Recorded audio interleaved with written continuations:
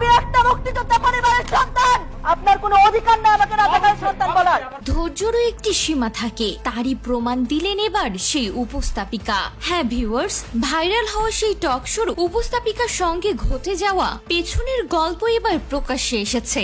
প্রচন্ড ধৈর্য শক্তি ও বাচন ভঙ্গির কারণে দেশ জুড়ে সামাজিক মাধ্যমে প্রশংসায় ভেসেছিলেন উপস্থাপিকা দীপ্তি চৌধুরী। কিন্তু সেই টক শোর পেছনে কি ঘটেছিল তা এবার প্রকাশ্যে এসেছে।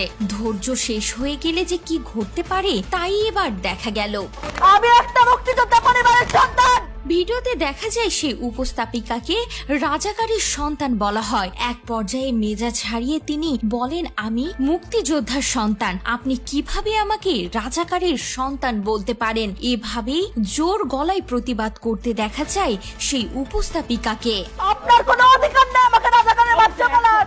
সেই মুহূর্ত এখন সোশ্যাল মিডিয়ায় ভাইরাল, যেখানে কিনা প্রচন্ড ধৈর্য শক্তি ও বচন ভঙ্গির কারণে দেশ জুড়ে ভাইরাল হয়েছিলেন এই উপস্থাপিকা। কোটা সংস্কার আন্দোলনকে কেন্দ্র করে দেশ জুড়ে অদ্ভুত পরিস্থিতি নিয়ে সম্প্রতি আই চ্যানেলের টেলিভিশন টক শোতে কথা বলেন বিচারপতি শামসুদ্দিন চৌধুরী মানিক ও বিএনপি নেতা গোলাম মাওলানা রনি। অনুষ্ঠানটি সঞ্চালনার দায়িত্বে ছিলেন উপস্থাপিকা দীপ্তি চৌধুরী। প্রায় ৪৯ মিনিট পর্বের এই টক শোতে শুরু থেকে বেশ বুদ্ধিদীপ্ত আলোচনা ও ধৈর্যের পরিচয় দিয়ে তিনি এখন ভাইরাল। অনুষ্ঠানের বিভিন্ন ছোট ছোট ক্লিপ সামাজিক যোগাযোগ মাধ্যমে ছড়িয়েও পড়েছিল, যেখানে নেটিজেনদের মুখেও শোনা যাচ্ছে দীপ্তির ভূয়সী প্রশংসা। এবার দীপ্তির কড়া প্রতিবাদের ভিডিও প্রকাশ্যে এসেছে, যেখানে শামসুদ্দিন চৌধুরী মানিক তাকে রাজাকারের সন্তান বলেছেন। তারপরে কড়া প্রতিবাদ করেন সেই উপস্থাপিকা। তিনি বলেন, আমি মুক্তিযোদ্ধার সন্তান, আপনি কিভাবে সাহস পান আমাকে রাজাকারের সন্তান বলার? এভাবে মেজাজ